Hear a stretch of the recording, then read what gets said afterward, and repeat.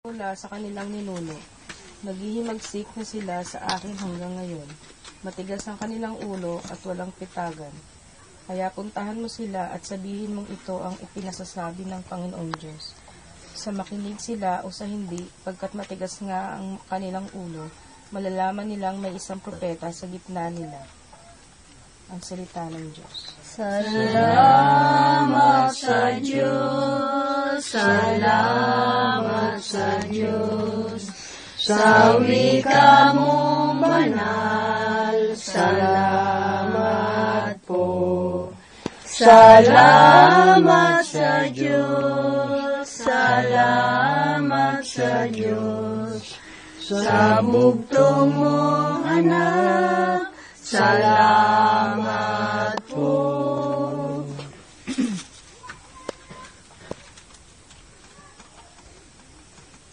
Pagbasa mula sa sulat ni Apostol San Pablo sa mga taga-Korinto. Mga kapatid, para hindi ko ipagyabang ang kamangha-manghang pahayag ng Diyos, sa akin ako'y binigyan ng isang kapansanan sa katawan na nagsisilbing pamalo ni Satanas upang huwag akong magpalalo. 3 beses kong idinadalangin sa Panginoon na alisin ito, ngunit ganito ang kanyang sagot. Ang tulong ko'y sapat sa lahat ng pangangailangan mo. Lalong nahahayag ang aking kapangyarihan kung ikaw ay mahina. Kaya't buong galak na ipagmamapuri ko ang aking kahinaan upang palakasin ako ng kapangyarihan ni Kristo. Dahil kay Kristo, walang halaga sa akin kung ako may mahina, kutyain, pahirapan, usigin, at magtiis, sapagkat kung kailan ako mahina, saka naman ako malakas. Ang salita ng Diyos. Salamat sa Diyos. Awitin po natin ang Alleluia. Alleluia, Alleluia. Wikain mo po, nakikinig ako sa iyong mga salita. Alleluia. Alleluia, Alleluia. Ang mabuting balita ng Panginoon ayon kay San Marcos. Papuri sa iyo, Panginoon. Noong panahong iyon, si Jesus ay nagtungo sa sariling bayan, kasama ang kanyang mga alagad.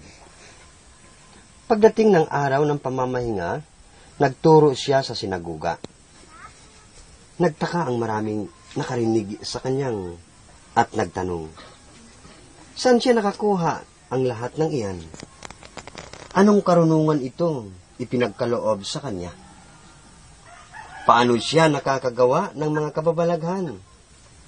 Hindi ba ito ang karpinterong anak ni Maria at kapatid ni Santiago, Jose, Judas at Simon?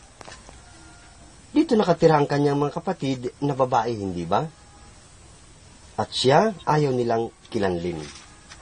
Kaya't sinabi ni Jesus sa kanila, ang propita ay ginagalang ng lahat, liban lamang ng kanyang mga kababayan, mga kamag-anak at mga kasambahay. Hindi siya nakagawa ng anumang kababalaghan doon maliban sa pagpapatong ng kanyang kamay sa ilang may sakit upang pagalingin ang mga ito. Nagtaka siya sapagkat hindi sila sumasampalataya. Ang mabuting balita ng Panginoon. Pinupuri ka namin, Panginoon sa Kristo.